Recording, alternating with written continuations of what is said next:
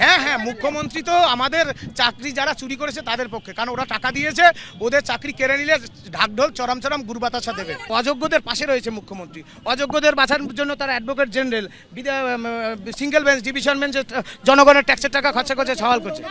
আমরা বারবারই বলছি আমরা কোনো অন্যায়ের সাথে জড়িত নাই, মুখ্যমন্ত্রীর আমরা হস্তক্ষেপ চাইছি। উনি ইমিডিয়েট ওনার দুর্নীতির দায় আমাদের উপর চাপাবেন না, ওনার দুর্নীতির দায় উনি স্বীকার করে যোগ্যদেরকে পুনর্বহাল করুন, সসম্মানে স্কুলে ফিরিয়ে দিন।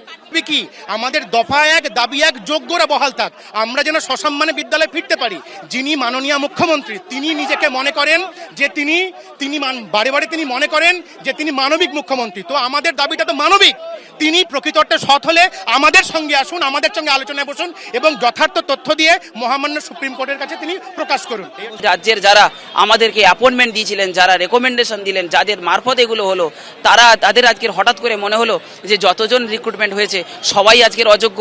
আপনি কিভাবে পারলেন যে যারা যোগ্য তাদের সাথে এরকম একটা জেলের কয়েদির মতো করে দুর্ব্যবহার করতে?